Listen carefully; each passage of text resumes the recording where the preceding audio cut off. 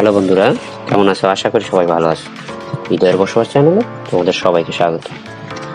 আসলে আমরা dry fruits খাওয়া ভালো, তবে গরমে কোনগুলি খেলে অসুস্থ হয়ে পড়তে পারেন তা জানেন কি? উপকারী হলেও গ্রীষ্মে কিছু ড্রাই ফ্রুটস না খাওয়াই শ্রেয়, নয়তো বিপাকে পড়তে হতে পারে। প্রবল গরমে কোনো ড্রাই ফ্রুটস গুলি খাবেন না, জেনে রাখা ভালো। ঋতু বদলের সঙ্গে সঙ্গে সুস্থ থাকার রুটিন বদলে যায়, তবে কনকনে ঠান্ডা হোক কিংবা ব্যবসা গরম, কিছু অভ্যাস আর নিয়ম একই থেকেই যায়। সকালে বিছানা ছাড়ার পরে অনেকেই দিন শুরু করেন ড্রাই ফ্রুটস খেয়ে। খালি পেটে ড্রাই ফ্রুটস খাওয়ার বহু উপকারিতা রয়েছে। ওজন নিয়ন্ত্রণে থাকে, প্রতিরোধ ক্ষমতা বাড়ে, ক্লান্তি দূর হয়ে যায়। এমনকি কিছু ড্রাই ফ্রুটস আবার মনও তাজা রাখে। চিকিৎসক এবং পুষ্টিবিদ উভয়ই নিয়ম করে ড্রাই ফ্রুটস খাওয়ার পরামর্শ দিয়ে থাকেন।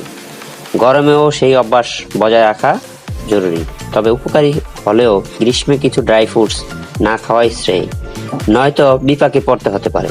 প্রবল গরমে কোনো ড্রাই ফ্রুটস খাওয়া এড়িয়ে চলবেন জেনে নিন। খেজুর। অন্য যে কোনো সময় চোখ বন্ধ করে খেজুর খেতে পারেন, তবে গরমে খেজুর না খাওয়াই ভালো।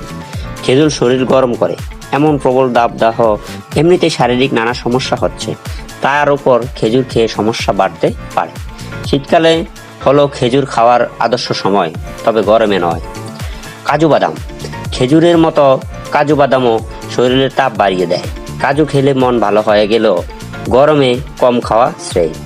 শরীর গরম হয়ে যেতে পারে, ঝুঁকি নেওয়ার কোনো দরকার নেই। খেলে 1 থেকে 2টির বেশি নয়। পেস্তা বাদাম। শরীরের জন্য উপকারী পেস্তা, তবে গরমে পেস্তা এড়িয়ে চলুন।